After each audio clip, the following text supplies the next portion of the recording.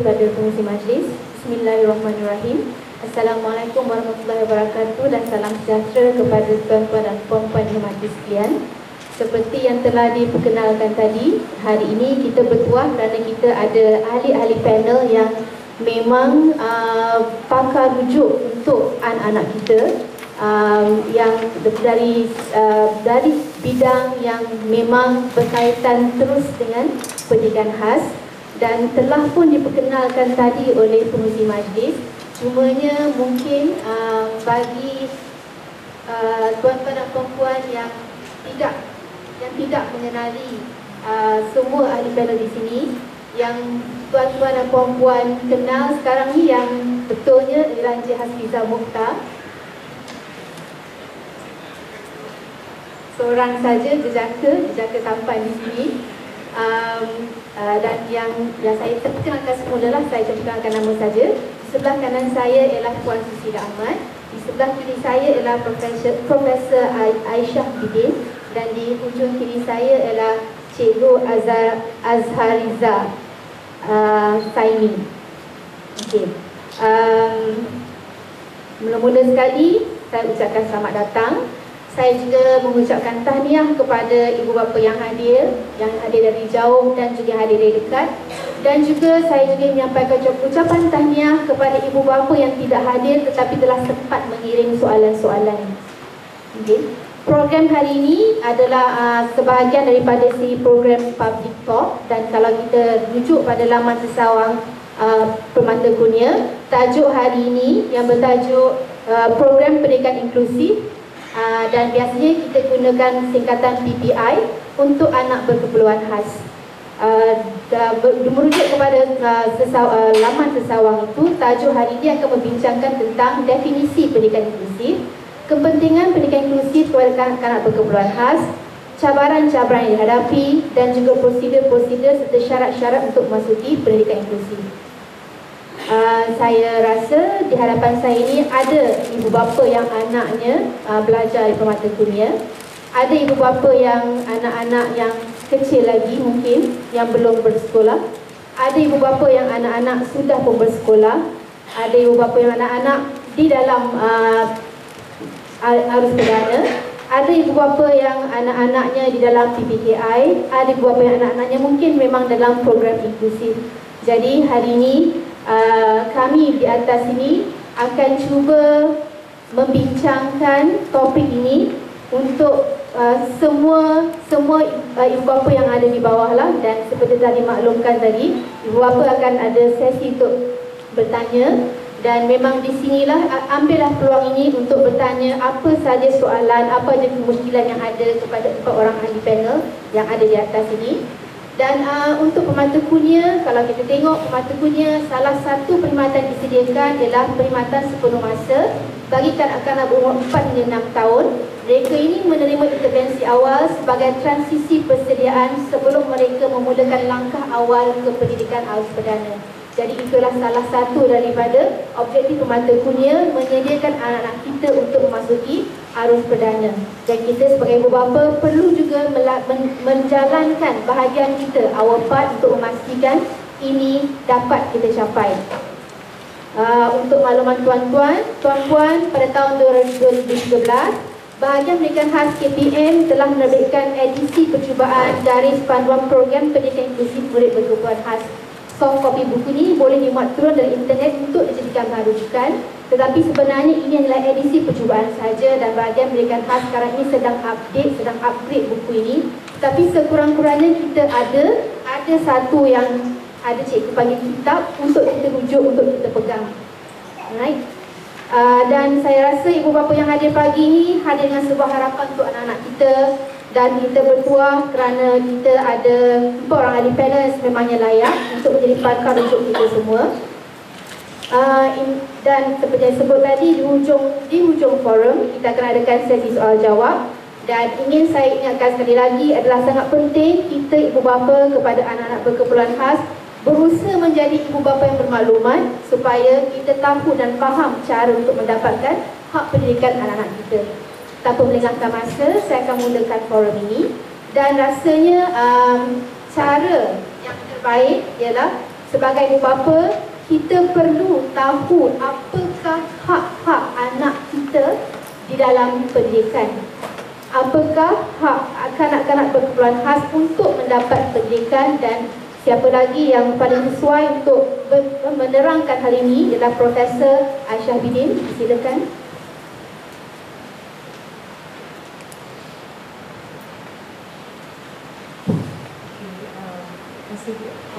Assalamualaikum warahmatullahi wabarakatuh.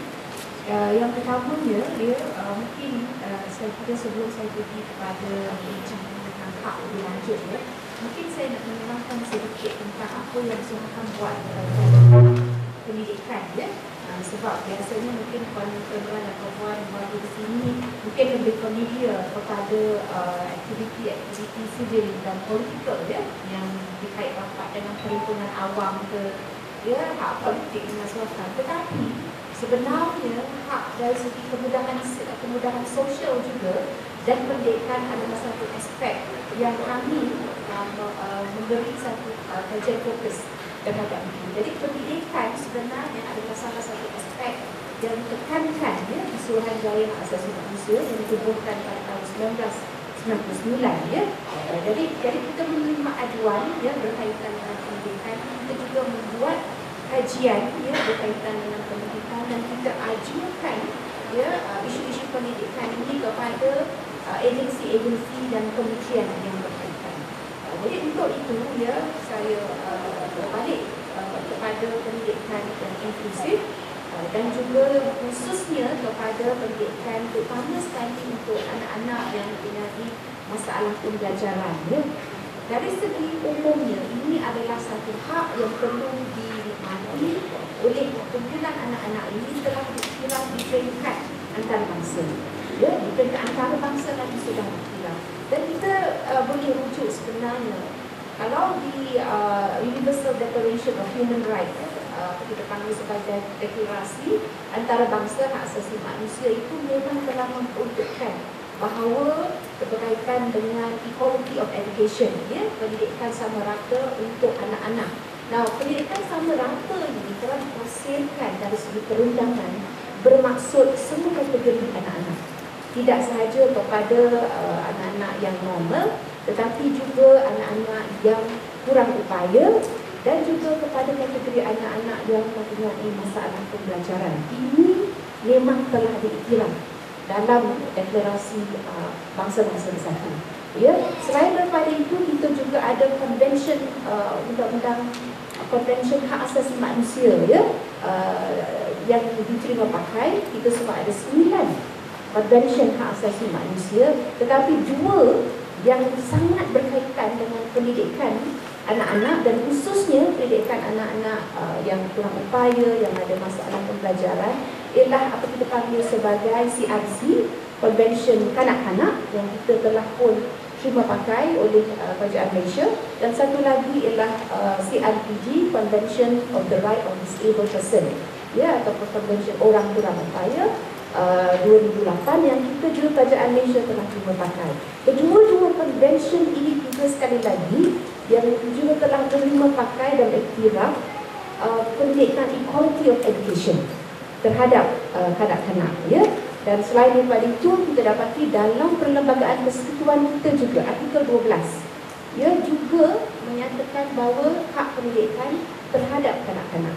Selain daripada Education Regulation 1997 dan juga sekarang yang telah dibina 2013. Jadi kita dapati dalam beberapa dokumen ini, kita panggil dokumen dan konvensyen di peringkat antarabangsa dan kanak-kanak dan kebangsaan, kita dapati memang telah ada pengiktirafan bahawa anak-anak itu, anak-anak tidak kira walaupun dia sempurna ataupun sebaliknya, adakah berhak kepada pendidikan awal, kepada pendidikan awal, pendidikan asas, kemasukan ke sekolah rendah, dan seterusnya sekolah menengah dan sebagainya. Selain daripada itu, hak pendidikan inklusif ini yang dimaksudkan di sini juga, mereka juga adalah berhak untuk mendapat kemudahan-kemudahan asas pendidikan. Ini pastinya boleh ditafsir dengan cara meluas dari segi kemudahan persekolahan, kemudahan alat bantuan mengajar, dari segi pendidikan, PMP, ya, pengajaran dan pembelajaran, infrastruktur dan sebagainya. Ya, jadi di sini kita boleh kenal pasti bahawa kemudahan yang diperuntukkan untuk kategori anak-anak ini secara umumnya memang telah sama diiktirafkan dengan kanak-kanak biasa. Tetapi pastinya cabarannya sangat tinggi. Ya, sebab kita mengasingkan, menetapkan isu pendidikan inklusif ini hanya untuk golongan yang istimewa ini. Ya. Dan saya kira juga ya dari segi hak untuk kanak-kanak golongan ini, salah satu aspek selain daripada pendidikan awal, kemudahan prasarana, ya, kemudahan untuk dari segi mendapatkan latihan yang sempurna, mereka juga diperuntukkan hak-hak yang lain seperti hak-hak kesihatan, ya, hak mendapat kesihatan. Dan juga saya rasa salah satu aspek bila kita menyebut tentang prasarana dan infrastruktur adalah peruntukan keuangan yang mencukupi. Ya, yang itu memang telah diperuntukkan di bawah convention dan sebagainya. Dan tetapi aspek-aspek ini sebenarnya perlulah ditangani oleh pihak berkuasa. Ya, oleh pihak berkuasa. Di sinilah saya kira kalau Puan, ya, saya boleh sentuh sedikit peranan Suruhanjaya. Ya. Salah satu peranan Suruhanjaya ialah dalam aspek pendidikan ini biasanya kita akan ada pertemuan, perbincangan dengan kumpulan-kumpulan agensi pendidikan, dan kita akan ajukan cadangan dan recommendation kepada pihak kerajaan untuk tujuan itu. Ya, terutama sekali cadangan dari segi keuangan, misalnya bajet, ya, kekurangan expert, pakar-pakar, ya, dalam bidang tertentu kita akan put forward, ya, kepada pihak kerajaan. So itu saya kira mungkin di peringkat awal ini saya boleh bayangkan sedikit, ya, dari segi hak-hak pendidikan terhadap hak pendidikan inklusif secara umum. Terima kasih. Terima kasih Profesor. Nampaknya tuan-tuan dan puan-puan, hak kepada pendidikan anak kita inilah, pendidikan adalah hak anak-anak kita. Dan jika kita tidak mengambil tahu dan jika kita meringankan ini, kita ibu bapa yang menidakkan hak untuk anak kita. Jadi sangat penting kita faham betul-betul apa hak kita, dan seperti yang Puan Aisyah dan Profesor Aisyah dah sebutkan tadi, kita juga boleh jika masa mengizinkan, saya rasa pastinya selepas ini Profesor Aisyah boleh berkongsikan kajian-kajian yang telah dijalankan oleh Suhakam, cadangan-cadangan yang telah dibentang oleh Suhakam diusulkan kepada pihak kerajaan, juga mungkin juga aduan-aduan yang telah diterima oleh Suhakam, sama ada daripada agensi-agensi ataupun daripada ibu bapa sendiri yang mungkin sesuai untuk dikongsi bersama dengan kita. Baik, sebelum kita pergi dengan lebih lanjut, rasanya adalah sangat sesuai untuk kita pada peringkat awal ini benar-benar faham apa itu PPI, iaitu Program Pendidikan Inklusif. Silakan, Puan Susila.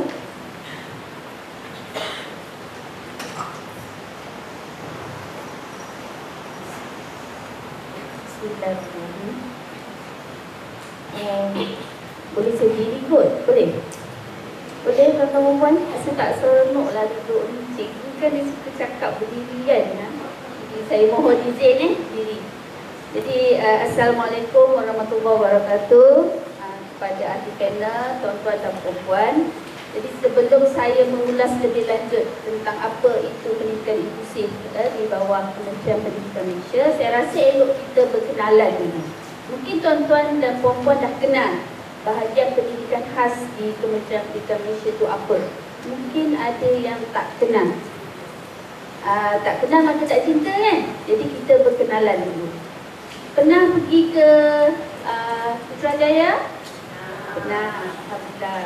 Jadi bahagian pendidikan khas terletak di Blok T2, Aras 2, Kementerian Pendidikan Malaysia. Okey, saya kenalkan dulu bahagian pendidikan khas tu apa tanggungjawab dia. Jadi bahagian ini bertanggungjawab terhadap penyediaan pendidikan bagi murid berkeperluan khas secara keseluruhannya. Ya. Jadi dulu bahagian pendidikan khas ni hanya unit kecil sahaja di bawah bahagian sekolah PPM. Dah lama dah wujud pada tahun 1964 lagi. Kemudian pada tahun 1995 dia jadi besar, Jabatan Pendidikan Khas, di mana ketuanya ialah Timbalan Ketua Pengarah Pendidikan Malaysia dalam kurungan pendidikan khas. Ya. Tapi Persetujuan 2008 telah mengecilkan kembali jabatan dia jadi bahagian pendidikan khas di bawah sektor operasi pendidikan Kementerian Pendidikan Malaysia. Blok E2 Aras 2 Putrajaya. Okay, next. Jadi untuk makluman tuan-tuan dan puan-puan, pelanggan bahagian pendidikan khas atau singkatannya ialah BP khas. Ada orang sebut BPK. BPK ialah bahagian pembangunan kurikulum. Tapi kalau bahagian pendidikan khas ni BP khas. Alright. Jadi ini adalah pelanggan kami, kanak-kanak atau murid-murid yang di bawah tanggungjawab bahagian pendidikan khas. Kami bukan saja melihat keperluan pendidikan bagi murid berkebutuhan khas yang ada 6 kategori itu. Dulu tahun 1997, peraturan 97, kita ada 3 kategori saja yang di bawah tanggungjawab kami, iaitu murid masalah pendengaran, masalah penglihatan, masalah pembelajaran. 3 je. Mulai 2013 kategori ini telah bertambah. Ya, yang dikatakan murid berkeperluan khas ialah kurang upaya pendengaran, penglihatan, masalah pembelajaran. Masalah pembelajaran ini kumpulan yang paling besar. Di bawahnya banyak kategori kurang upaya, ya, seperti syndrome Down, autism, dyslexia, slow learner, banyak lagi cabang-cabang tu, dysgraphia, dyscalculia, semua ada. Alright. Dan kurang upaya penuturan juga telah diambil kira sebagai murid berkeperluan khas, kurang upaya fizikal dan kurang upaya pelbagai. Pelbagai ni dia merangkumi kurang upaya dia lebih daripada satu. Kadang-kadang ada yang masalah kurang upaya penglihatan dicampur pula dengan fizikal. Ada yang kurang upaya penglihatan bersekali dengan kurang upaya pendengaran. Jadi bayangkan, ya, terlalu besar kumpulan murid berkeperluan khas. Jadi bukan saja itu, kita juga tengok program permulaan khas. Program permulaan khas adalah untuk murid normal. Kita panggil murid normal lah, ya. Atau tipikal, murid arus perdana yang tidak menguasai 3M. Itu juga kami bertanggungjawab melihatnya. Sekolah dalam hospital, mungkin tuan-tuan biasa dengar glamour ni dalam TV selalu keluar, dan sekolah integriti, sekolah Hendrigan. Integriti ni untuk Jubana di penjara sekolahnya, jadi ada kelas, ada sekolah di situ untuk Jubana yang telah disabit kesalahan. Hendrigan ni ialah sekolah-sekolah yang di luar lah untuk pemulihan.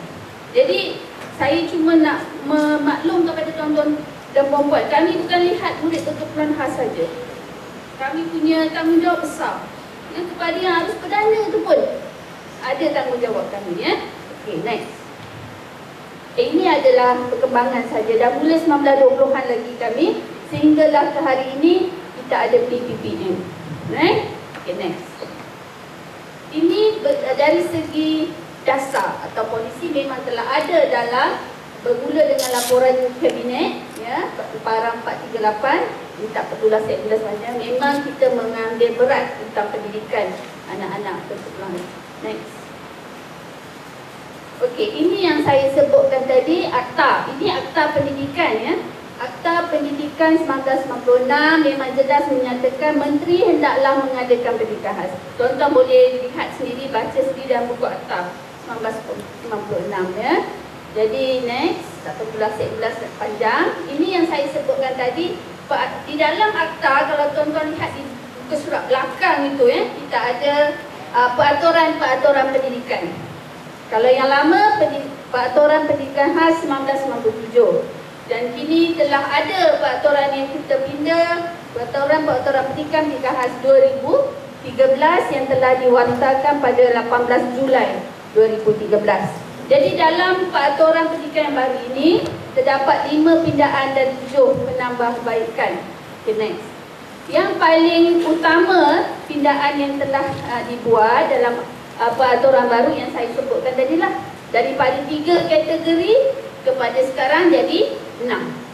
Jadi kurang upaya fizikal yang telah berada di sekolah arus perdana, sekolah harian di merata-rata tu telah diambil kira sebagai kategori murid berkeperluan khas. Jadi untuk makluman tuan-tuan dan puan-puan, apabila kanak-kanak ini menjalani pemeriksaan doktor dan doktor telah mengesahkan anak-anak ini berkeperluan khas, mereka akan diberi kad, kad OKU. Anak-anak ini dikira sebagai murid berkeperluan khas. Selain daripada itu, jika mereka tak ada kad, hanya ada pengesahan doktor sahaja, juga dikira sebagai murid berkeperluan khas. Alright? Tetapi yang ada pengesahan doktor ni dia tak dapat allow murid khas. Yang hanya ada kad OKU saja yang dapat allow murid khas. EMK. Jadi kena ada dua cara kami mengkategorikan murid ini sebagai murid berkeperluan khas. Next. Baik, selain dari peraturan yang telah ditambah baik 1997, sekarang 2013 kita guna pakai, kita telah hasilkan, KPM telah mengeluarkan buku kod amalan pendidikan murid berkeperluan khas pada tahun 2014.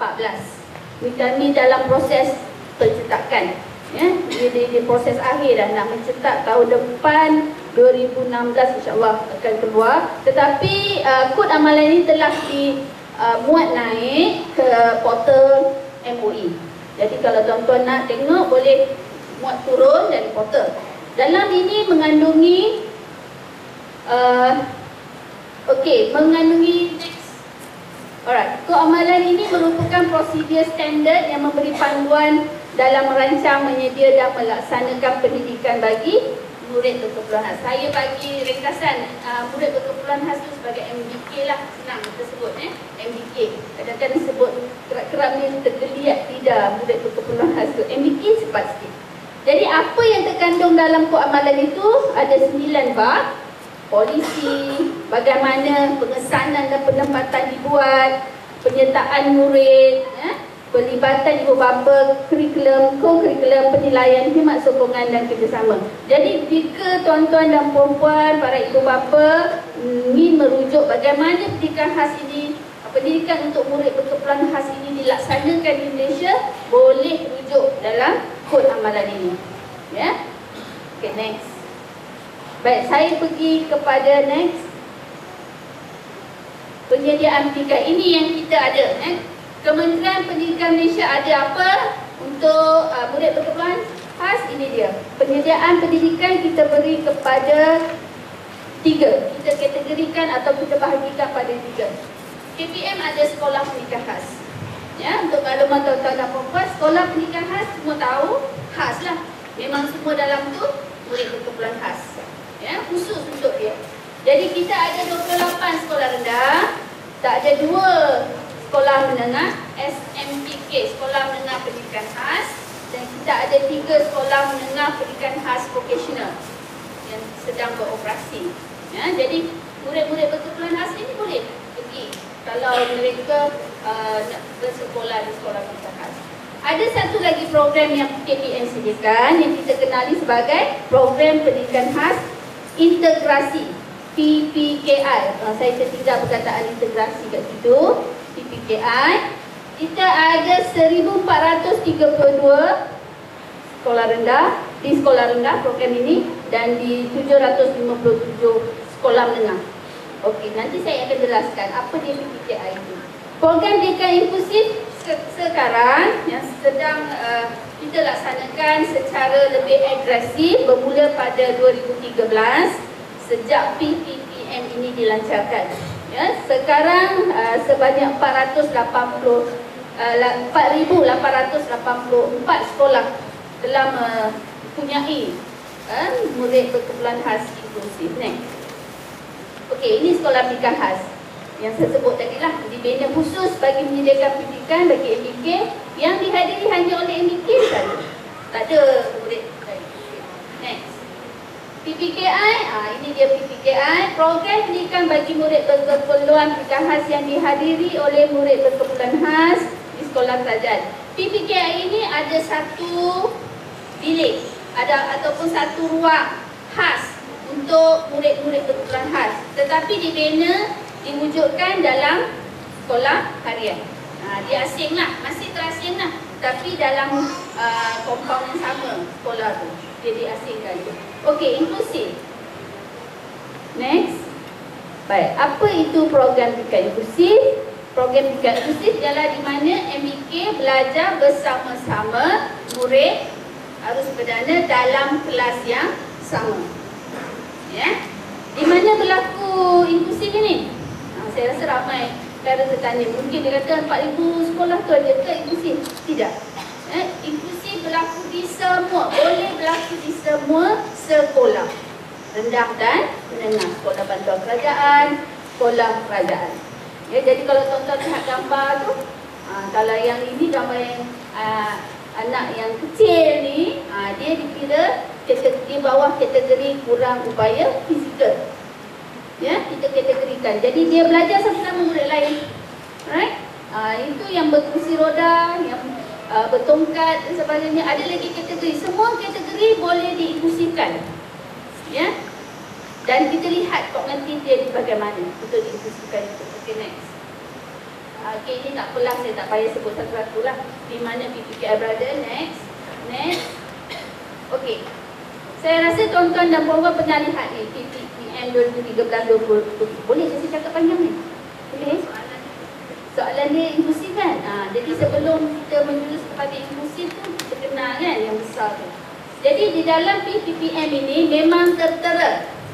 Kalau tuan-tuan pernah tengok atau ada buku ni, buka surat 16 hingga 20 bab 4 bab 4 16 hingga 4 20 menyatakan mengajak kepada pendidikan inklusif. KPM memang signatory atau menandatangani menyokong kepada Salamanca Statement, Framework of Action. Kita juga menyokong kepada deklarasi-deklarasi antarabangsa yang menyokong ke arah pendidikan inklusif bagi murid berkeperluan khas.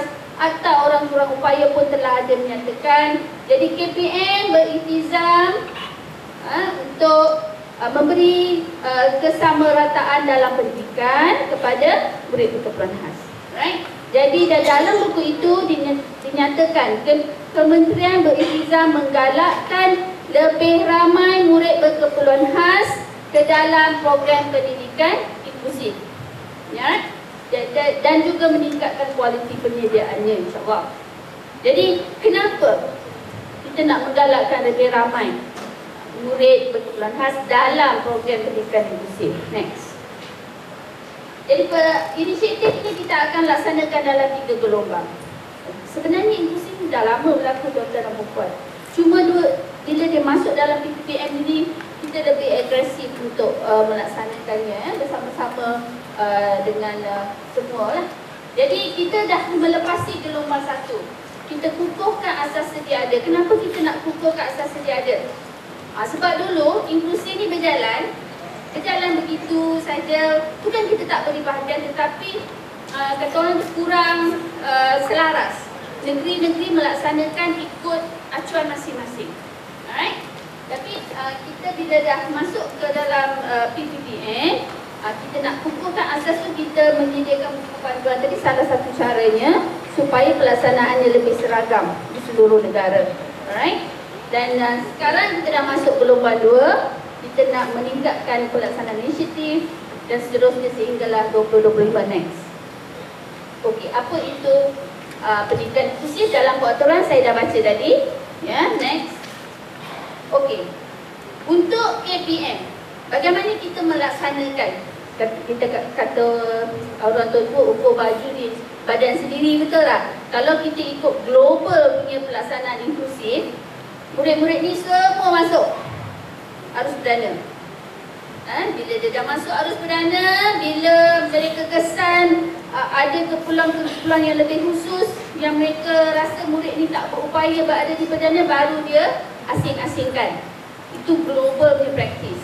Tapi untuk Malaysia, kita lihat kemampuan kita untuk melaksanakan begitu. Jadi kita telah mengasingkan murid di dahulu di SPK Sekolah Pendidikan Khas, di PPKI. Jadi murid-murid yang berupaya, berpotensi untuk menyelam, untuk mencapai potensi yang optimum, kita baru berikan dia, arahkan dia kepada mana yang berkenaan. Terutama sekali, jadi dalam KPM kita melakukan dua pendekatan untuk inklusif ini berdasarkan keupayaan kita. Satu, kita laksanakan secara penuh yang kita namakan inklusif penuh, dan satu lagi inklusif separa. Apa ni penuh? Penuh ni maksudnya dia belajar, dia masuk dalam kelas arus perdana tu belajar sama-sama murid lain menggunakan kurikulum kebangsaan yang sama. Apa-apa kemudahan semua sama. Belajar sama-sama lah. Tetapi kalau mereka memerlukan sokongan, kita beri bantuan ikut keperluan murid tersebut. Ya? Dan dia boleh berlaku di semua sekolah. Inklusif penuh ni semua sekolah. Sama ada sekolah tu ada program pendidikan khas integrasi tadi ataupun tak ada. Ya? Kadang-kadang ada ibu bapa yang beranggapan, even cikgu pun beranggapan inklusif penuh ni kat sekolah yang ada PPKI saja. Tidak. Ya, semua sekolah boleh berlaku inklusif penuh. Jadi dia tak ada beza lah, maksudnya dia masuk belajar lah macam murid lain. Jadi kita sekolah akan lihat apa keperluan JPN, PPD, Pusat Pendidikan Daerah, Jabatan Pendidikan Negeri, kena lihat keperluan murid-murid ini. Ya. Jadi satu lagi pendekatan yang KPM ambil ialah inklusif separa. Inklusif separa ini berlaku di sekolah-sekolah yang ada PPKI sahaja. Di mana, mungkin cikgu tu berpengalaman menginklusifkan murid berkelas.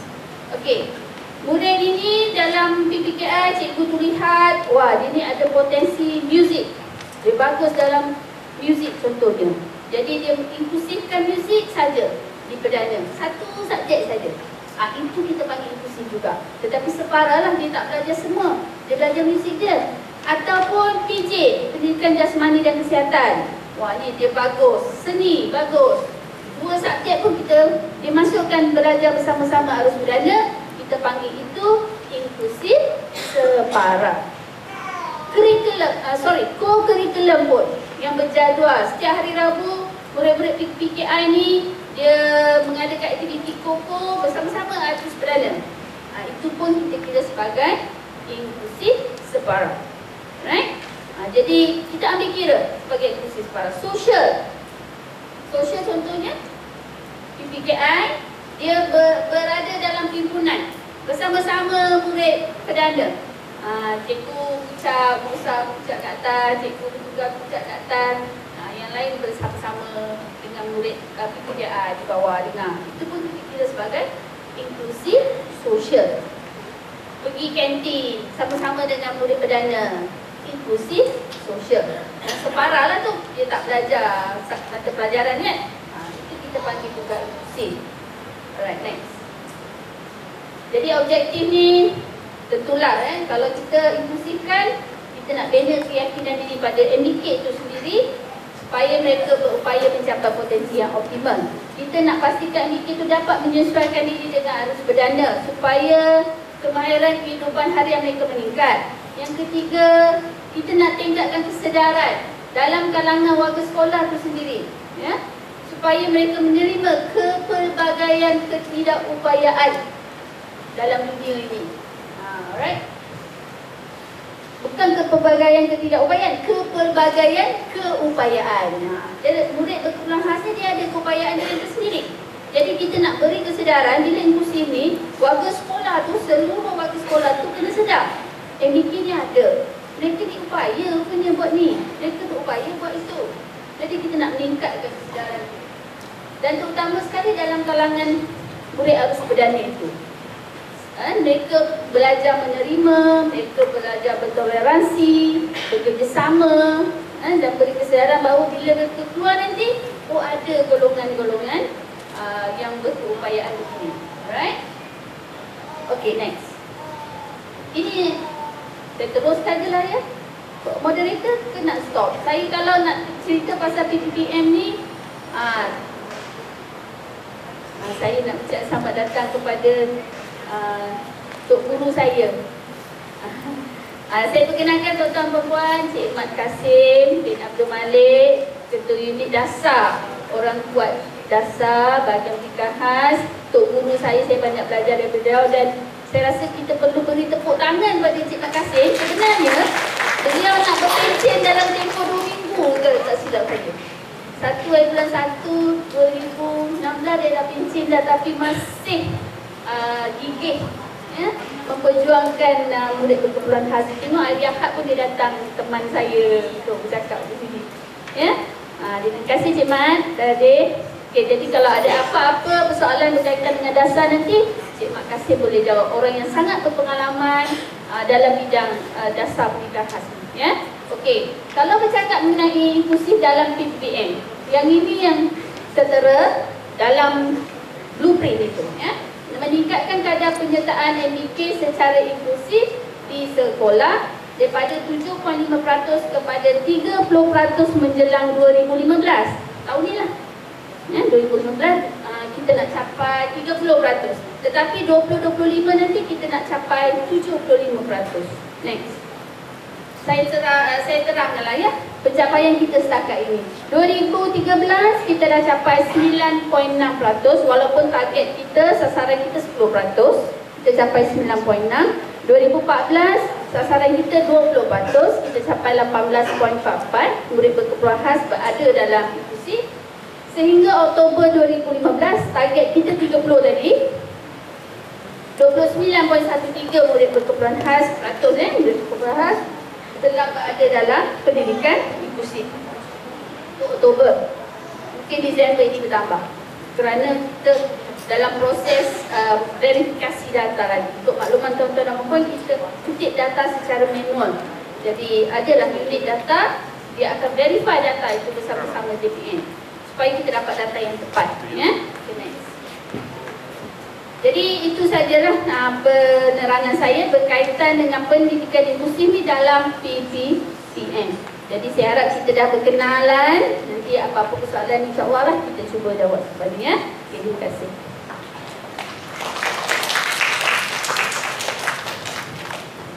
Terima kasih Puan Susila. Jadi tadi penerangan tentang apa itu PPI, melibatkan dua inklusif, inklusif penuh, inklusif separa, dan juga Puan Susila telah menyentuh sedikit juga tentang prosedur untuk memasuki program pendidikan inklusif ini. Berikutnya kita akan beralih kepada Puan Azariza. Beliau sendiri yang berada di Padang. Beliau sendiri yang mungkin pun boleh menjelaskan dengan kita bagaimanakah langkah demi langkah prosedurnya untuk kita nak memasukkan anak kita di program PPPI. Dan sebelum itu saya nak kemukakan satu soalan daripada seorang bapa dari Kuala Lumpur. Bukan soalan ini, lebih merupakan usul. Usul beliau ialah kaedah pelaksanaan PPI perlu jelas kepada parents pada saat anak jejak masuk ke pendidikan khas. Jadi soalannya Puan Azariza, bagaimanakah maklumat ini disampaikan kepada ibu bapa di peringkat sekolah? Dan jika boleh ulas jugalah tentang prosedur untuk memasuki PPI sekolah. Baik, bismillahirrahmanirrahim. Assalamualaikum kepada hadirin hari ini ya. Saya tadi kita dah dengar dasar, kita dah dengar akta-akta, kita dah dengar. So macam yang Puan Moderator kata, saya ni antara orang yang berada di Padang. So kumpulan pelaksana lah. Saya rasa di sini pun ada cikgu-cikgu daripada sekolah atau daripada yang macam saya lah. So bila kita dekat sekolah, keadaannya kita ada blueprint tadi. Kita ada semua buku, semua kertas kita dah simpan dah, kita dah pegang dah. So itu kita punya punca kuasa. Macam sebab parents sekarang pun dah tahu, cikgu, saya baca macam ni, macam anak saya layak, anak saya boleh masuk. So kita tak boleh tipu dah. So semua boleh online, boleh WhatsApp, semua dah ada kan. So apa yang kita bila kita dekat sekolah, so kita yang berhadapan dengan parent, mula-mula selalunya awal tahun kita ada ibu bapa datang untuk daftarkan anak. So mula-mula kita akan bagi tahu dulu program pendidikan khas ni macam mana. Sebab ada setengah yang daripada sekolah rendah masuk sekolah menengah, macam saya sekolah menengah, ataupun di sekolah rendah sendiri ada juga program inklusif juga.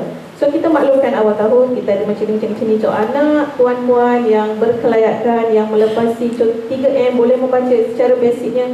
Kita boleh masukkan ke program inklusif. So ada setengah cikgu program inklusif ni apa? Apa yang inklusif tu? So kita terangkan macam tadilah Puan Susila kita dah terangkan. So program inklusif bila dia bersama dengan kawan-kawan dia yang di aliran perdana, aliran perdana lah. Tapi kadang-kadang untuk memudahkan nak fahamkan ibu bapa, kita cakap budak normal. Kan? Budak normal lebih senang dia nak faham. Kalau kita cakap aliran perdana, aliran inklusif, dia dah bingung dah. Apa benda tu cikgu?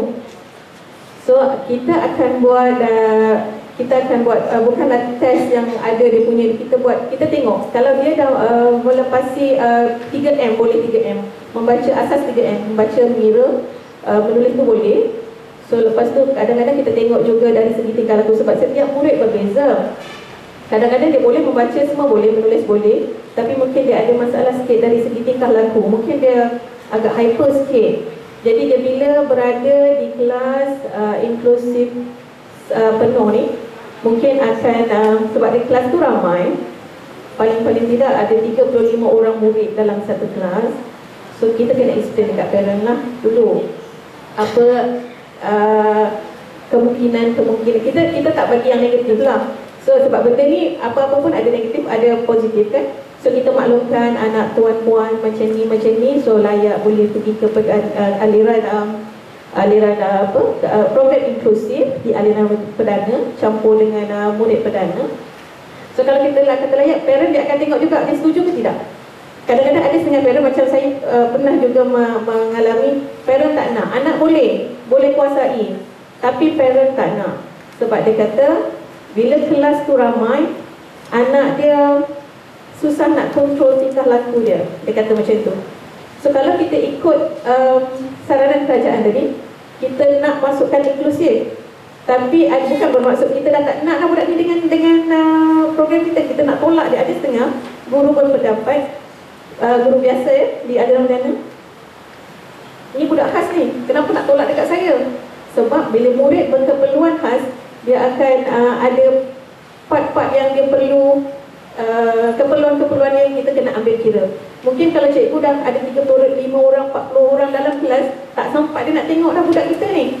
Jadi yang macam itulah situasi yang macam tu kita akan terima feedback daripada guru. So kalau yang mula-mula tu parent dah setuju, kita cuba, dia ada proses 3 bulan untuk cuba masukkan dalam kelas aliran dalam program inklusif tadi. So kita boleh cuba dia dekat situ lah. Itu untuk tadi mungkin kalau menjawab persoalan yang ditanyakan oleh parent tadi lah. Percubaan 3 bulan, kita tengok dulu, kalau kita rasa dia boleh, kita suggest dia untuk masuk ke program inklusif tadi. So kalau kita dari segi yang lain, bila di sekolah selalunya awal tahun kita akan explain kepada parent, bukan kepada parent saja sebenarnya, kepada guru juga. Sebab bila kita masukkan murid kita ke kelas program inklusif, ada setengah guru yang macam tadi saya kata, dia cuba menolak. Sebab dia kata, you ada program pendidikan khas, kenapa you nak masuk kat kelas aliran biasa, ke kelas aliran perdana? So kita kena explain bukan pada parent sahaja, tetapi kepada guru dan kepada murid. Di dalam sekolah integrasi, dia ada murid biasa, dia ada murid pendidikan khas. Jadi kita kena explain dulu dekat masyarakat sekeliling dia, keluarga dalam sekolah tu. Yang mula-mula lagi, yang pengetua atau guru besar lah, yang dekat atas dia kena faham. Sebab dia orang sendiri pun kadang-kadang tak berapa biasa dengan perkataan inklusif ni. Jadi kita kena explain dulu, kita kena terangkan dulu kepada bahagian pentadbir yang dekat atas. Okey, program ni untuk apa kelebihannya untuk murid kita, Sebab bila macam Puan Susila tadi dah kata, bila murid kita berpeluang untuk bersama dengan sebab dia ada hak pendidikan yang sama rata tadi kan. Jadi diorang berhak untuk belajar sama macam murid-murid yang lain. Okey, berhak belajar yang sama, mendapat semua sumber yang sama, bahan yang sama. Jadi kita tak nak menafikan hak mereka. Cuma sama ada dia boleh untuk kekal dia berada di situ, dia boleh follow tak, sebab kadang-kadang mungkin terlalu cepat. Dan itu bila kita dekat sekolah kita ada guru pembimbing. So kadang-kadang kita berhubung dengan guru di aliran perdana. Kita ada jawatan kuasa untuk inklusif, jawatan kuasa inklusif. So dalam tu ada cikgu pendidikan khas dan ada juga guru mata pelajaran yang biasa. Jadi contoh kalau macam sekarang, kalau di sekolah menengah kita ada PD3, kita guna kita guna latihan ke buat dokumen apa benda yang dia tak boleh buat, ada projek dia tak boleh buat. So macam kita akan berhubung dengan cikgu yang di aliran perdana ataupun cikgu di aliran perdana akan maklumkan pada kita, cikgu, anak murid cikgu sekian ni dia tak siap lagi. Sebab kalau tunggu dia lambat kan. Jadi kita akan bantu. Kita tarik, kita bawa, ataupun mungkin lepas waktu PDP dia kita ambil untuk kita buatkan projek dia, ataupun kita bantu untuk buat latihan-latihan dia.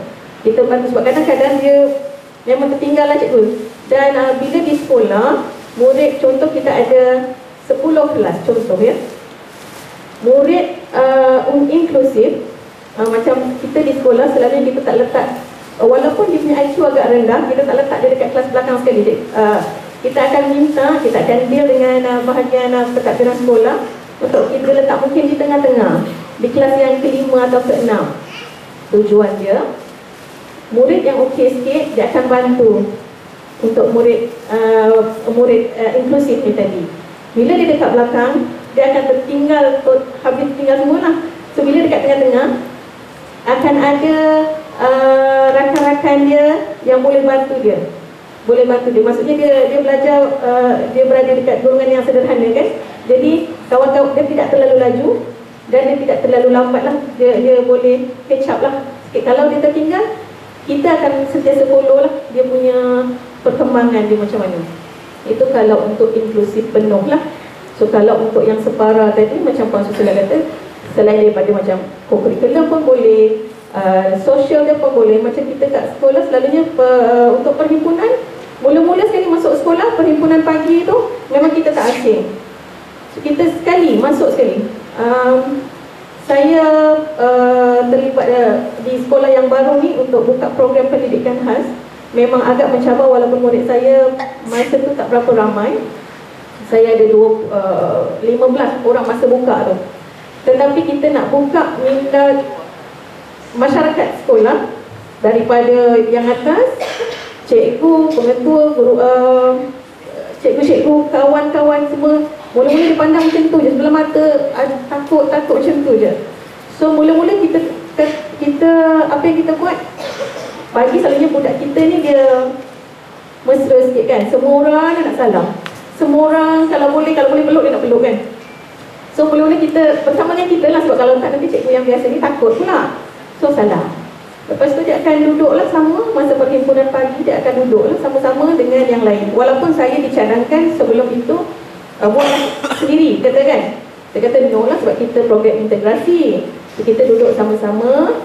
Jadi lama-lama sekarang program tersebut yang di sekolah baru ni 3 tahun, program baru masuk 3 tahun. So kita nampak feedback dia baguslah di sama ada dari segi cikgu dia ke ataupun murid dia lah. Yang program inklusif, sebab dia ada 2 tadi kan, program inklusif penuh. Saya ada 4 orang. Macam tadi Puan Susila kata, walaupun dia tidak ada kad OKU, dia masih MBK. So kalau ada cikgu-cikgu ataupun ada parent kat sini, kalau ada anak yang mungkin dia memerlukan, dia tak boleh duduk belakang, tu kena maklumkan kat cikgu lah. Kadang-kadang anak kita nak yang duduk depan dah pakai Skype dah pun, tapi nak duduk depan lagi, tu kena maklumkan. Itu murid berkeperluan khas, maksudnya dia memerlukan perhatian-perhatian yang berbeza sikit dengan murid biasa lah. Kena maklumkan lah. Lagi satu contoh macam murid kita ada ataupun ada masalah nak naik tangga, kan ada pakai wheelchair ke, kalau kelas dia kebetulan kat atas yang wheelchair ataupun yang ada masalah kaki, maklumkan dengan guru. Ataupun kalau dia memang dah berada di sekolah, guru akan minta dia di kelas kat bawah, yang lebih memudahkan dia untuk dia bergerak. Sebab bila dia di sekolah integrasi, dia akan bercampur dengan murid-murid yang biasa. Jadi mungkin kemungkinan dia akan kalau pergi kantin, dia akan sama pergi kantin. Dia akan menggunakan tandas yang sama, dia akan bermain di padang yang sama. Jadi itu cikgu kena maklum, ibu bapa kena maklumkan dekat cikgu lah. Kalau benda tu anak tuan puan tak dapat dekat sekolah lah, jadi kena maklumkan juga dekat cikgu. Macam tu juga kita kat sekolah, selain daripada inklusif yang penuh tadi, yang separah tadi macam co-curricular, sukan, PJ, dan mungkin bukan setiap minggu, mungkin bukan setiap subjek yang macam PJ tu, tapi mungkin seminggu sekali atau 2 minggu sekali, kebetulan kita sama dengan dia, kita ajak main sekali dengan murid yang di aliran perdana tadi. Sebab apa yang saya nampak selepas 3 tahun yang di program baru di sekolah yang baru ni, kita nampak murid berkeperluan khas ni, dia lebih rasa sebab dia sama lah, dia tak rasa berbeza tau. Dia rasa sama, dia macam orang lain, walaupun dia mungkin ada masalah kaki, mungkin masalah kalau nak pukul nak main badminton tu tak pernah nak dapat pun shuttle tu kan, dia tak pernah buat apa. Tapi bila dia rasa dia berpeluang sama macam murid-murid normal yang lain, dia rasa berbunga-bunga hati dia. Dia rasa dia dapat juga orang jawab atas pentas, kan murid biasa ada kuis ke apa atas pentas, bagi juga dia peluang untuk naik. Murid saya pernah jatuh daripada, cikgu saya pun ada kat sini, dari naik tangga, dia rasa dia punya happy tu, tak tahu jawapan betul ke salah kan, dia siap macam-macam lama-lama, dan dia nak turun jatuh dari atas, tinggi lagi, dewan kami tu tinggi lagi, jatuh ke bawah. Tapi dia rasa kawan-kawan sama, dia sama macam orang lain. Orang lain boleh jawab kuis dekat atas, dekat stage, yang penting naik pentas. Salah tak? Salah betul tu belakang gila. Kita nak dia rasa sama macam orang lain, dihargai macam orang lain juga. Saya rasa itu cukup dulu kot, nanti panjang lagi. Terima kasih. Terima kasih Puan Azariza. Saya rasa ibu bapa sih perlu dimaklumkan yang kita, untuk guru kita hari ini, wakil guru kita ada yang terbaik, ada yang terbaik. Puan Azariza adalah guru cemerlang. Beliau adalah penyias PDI, pengalaman dah 18 tahun. Beliau juga mempunyai ijazah sarjana dalam pendidikan dan kaunseling berpendidikan khas. Sangat susah kita nak cari kelulusan sebegini. Lepas ni kalau ada peluang nak tangkaplah. Alright, kita teruskan. Kita dah dengar pendidikan inklusif penuh dengan inklusif separa. Sekarang kita akan pergi kepada Encik Hasbizal. Beliau inklusinya sedikit berbeza, di mana inklusif anaknya daripada sekolah rendah sehingga selesai sekolah menengah adalah bersama dengan NASOM. Jadi boleh tak Hasbizal ceritakan pula macam mana pendidikan inklusif yang melibatkan NASOM? Terima kasih Puan Lucy. Bismillahirrahmanirrahim. Assalamualaikum. Selamat pagi semua. Untuk menjawab soalan daripada NASOM tu singkatan kepada National Autism Society of Malaysia lah. Sebelum tu mungkin saya cerita latar belakang sikit. Ananda saya bernama Umar Hasbizal sudah pun mengikuti program inklusif dah lama dah pun. In fact pada bulan 11 hari itu menduduki peperiksaan SPM. Dia masuk daripada sekolah rendah sampailah ke sekolah menengah dan dah habis ambil periksa dah pun. Mana kata dah berapa tahun tu, 12 tahun jugalah.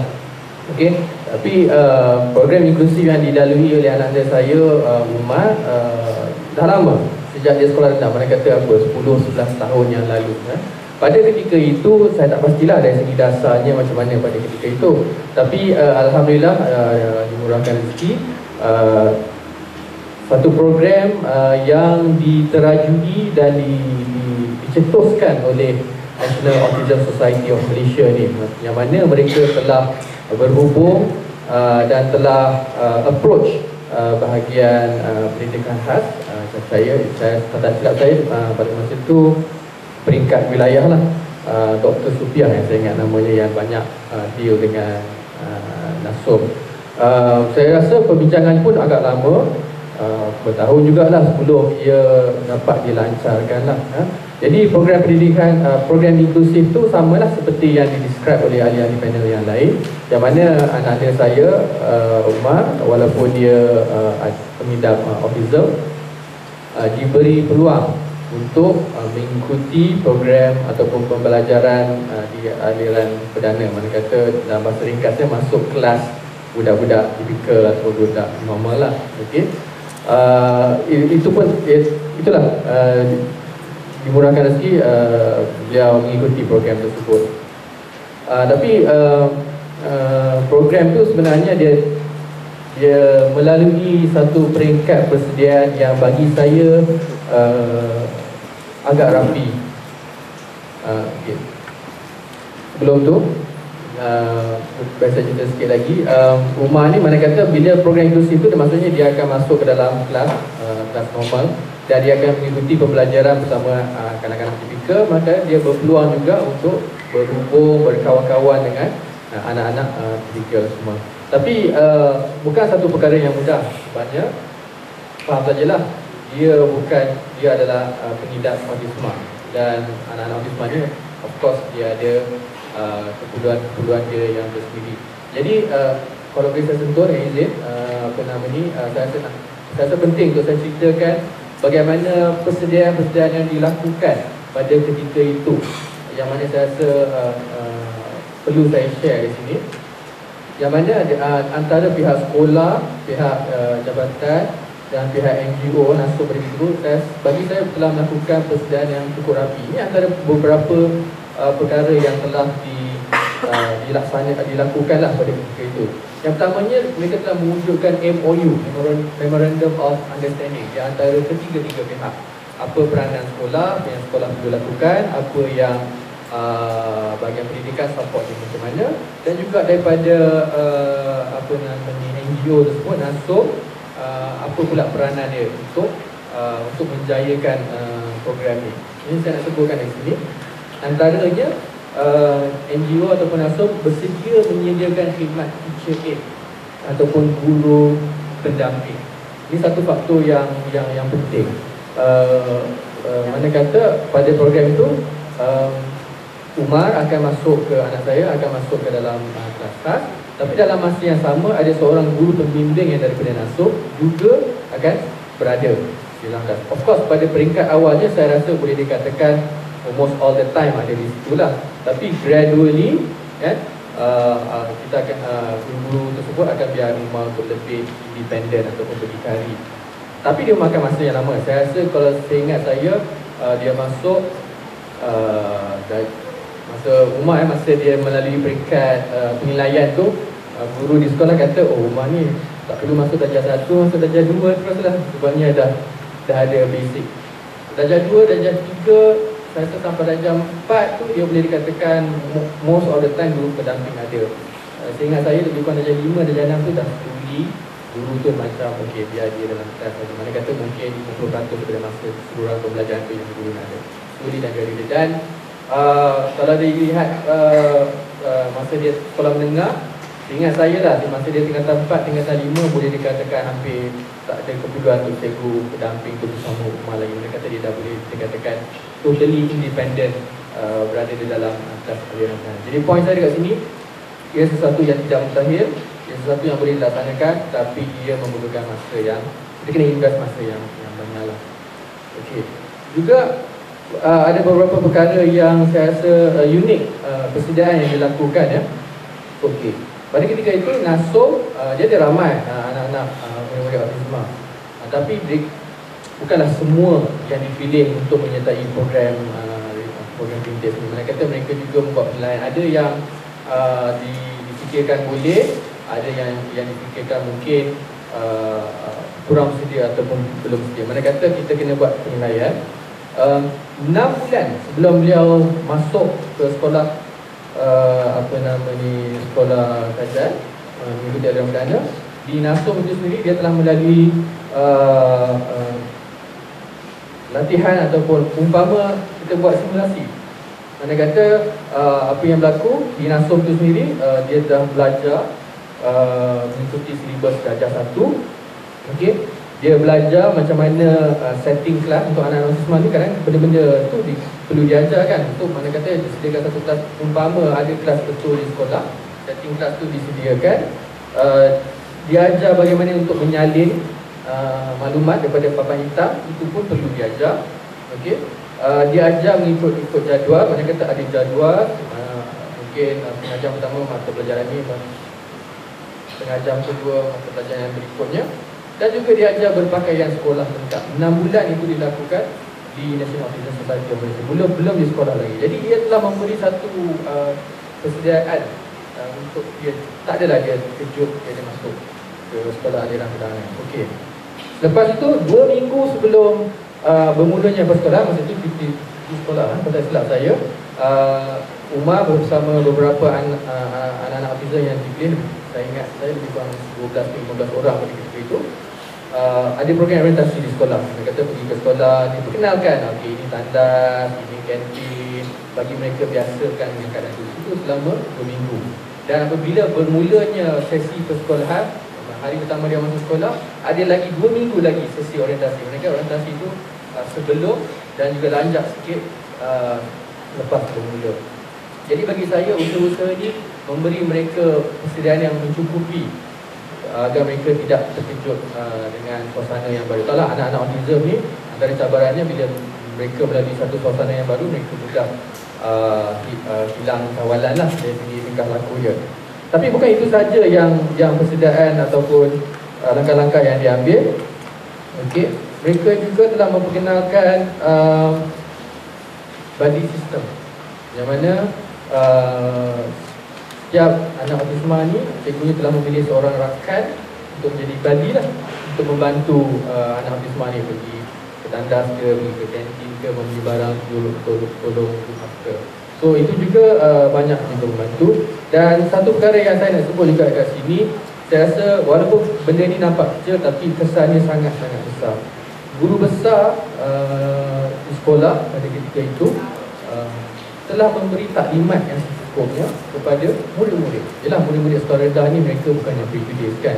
Jadi sebelum program ini bermula, guru besar telah di perhimpunan telah bagi tahu, okey, pada minggu-minggu akan datang ni akan ada sekumpulan pelajar, mereka ni adalah anak-anak autism ini. So telah beri taklimat. Dia punya orang kata itu endorse lah, kena buat macam ni, yang tak boleh buat macam ni. Yang mana saya kira apabila daripada awal lagi guru besar telah memberi taklimat yang begitu kepada semua murid-murid tu, secara mental dia telah bersiap sedia untuk menerima rakan-rakan yang mengidap autisma. Okay? Dan antara perkara lain juga yang telah disetujui dilaksanakan, mewujudkan sistem komunikasi, buku komunikasi. Apa yang berlaku di sini ialah di mana setiap anak-anak tu, okey, so kita ada guru di sekolah, kita ada guru pembimbing yang daripada NASUM yang akan turut hadir bersama, akan sediakan satu buku.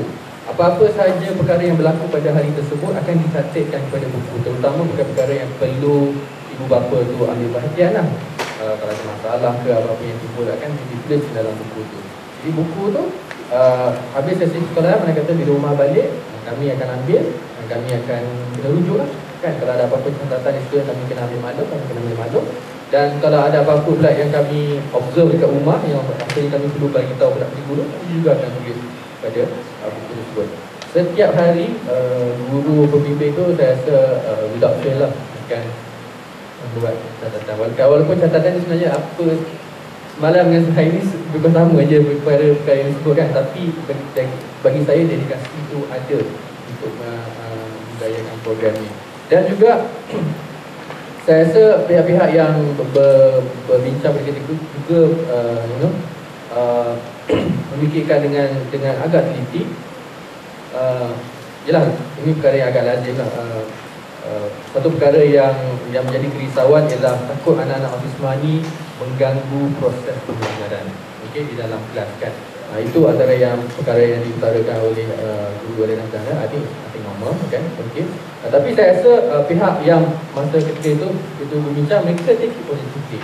Mereka kata first thing, dia recognize, yes, benda ni boleh berlaku. Ini satu risiko yang boleh berlaku. Mana kata anak autisma ni ada risiko di mana kata dia mungkin akan hilang tingkah laku kerana masalah physical itu. Tetapi mereka memikirkan, okey, macam mana nak handle? Kan? Jadi mereka tidak melihat, okey, ini satu masalah yang menjadi penghalang kepada program itu kita. Mereka lihat, okey, ini satu masalah yang perlu kita hadapi untuk menjayakan program itu. Jadi bila semua pihak melihatnya masalah itu dari cara begitu, saya rasa itu yang menjayakan program itulah. Okey, jadi apa yang mereka telah setujui, okey, selain dengan bantuan guru pembimbing yang ada, of course that's the reason why kenapa kan ada guru pembimbing lah.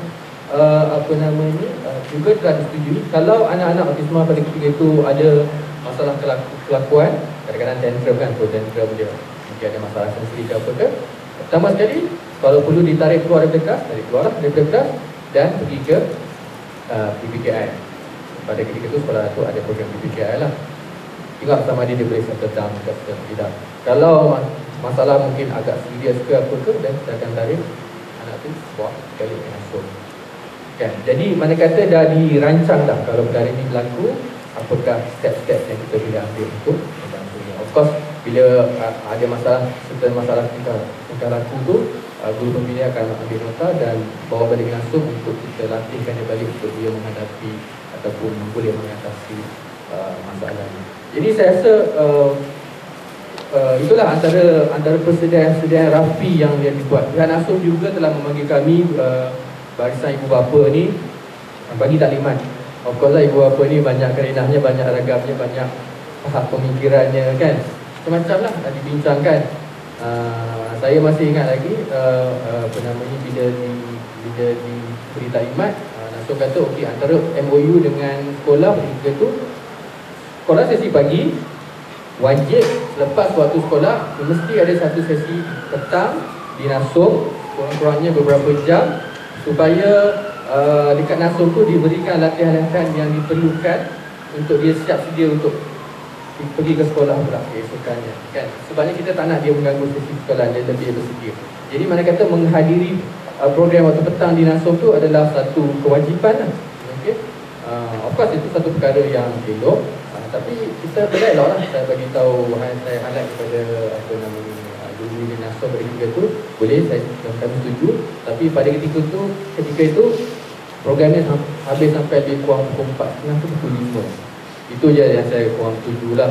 Saya kata cikgu ini agak terlalu lama lah. Tempat ni adalah di tengah bandar, di titik wangsa. We also need to beat the jam. Otherwise kalau kita tak beat the jam, 1.5 jam duduk dalam kereta pun akan memenatkan dia. Dan jadi saya tak setuju tu minta diawalkan habis awal. Walaupun guru-guru pada kita tu sebenarnya kalau boleh dia nak lanjut dan sampai 7-8 malam. Mereka begitu semangat untuk menjayakan program ini.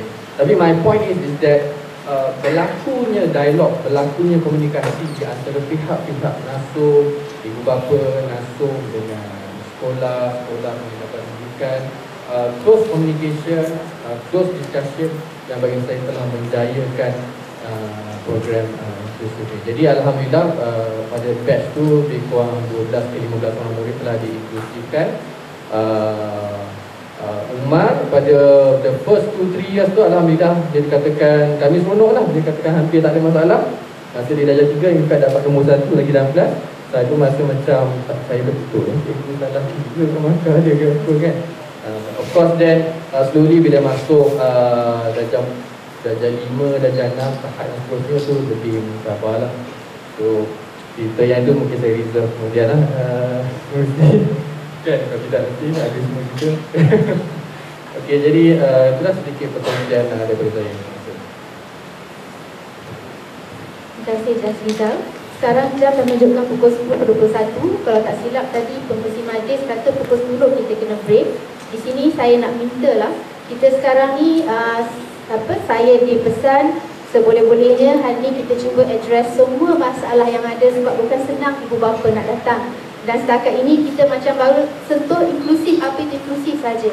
Kita ada lagi nak sentuh cabaran kepada guru-guru aliran perdana yang menghadap pelajar-pelajar inklusifkan ini. Kita perlu lagi sentuh cabaran pelajar-pelajar itu sendiri, cabaran dari segi akademik, cabaran dari segi sosial, di mana adalah sesuatu yang agak biasa juga berlaku ialah kes bully, kita kena sentuh juga. Kita juga perlu sentuh juga tentang guru pendamping. Kalau dulu mungkin hanya nasum saya guru pendamping, tetapi dalam PPBM sudah dimasukkan cerita tentang guru pendamping. Kita juga perlu cerita tentang buddy system. Kalau dulu mungkin nasum saja ada buddy system, tetapi dalam gelombang kedua PPBM sudah memasukkan sistem buddy ini. Dan kita ada beberapa lagi isu yang kita perlu rasanya kalau tuan-tuan puan balik tanpa rasa habis tahu semua, rasa macam apa, kurang puas hati kan. Jadi saya sangat berharap kita ikut masa yang akan ditetapkan oleh pengurusi majlis. Terima kasih. Saya serahkan pada pengurusi.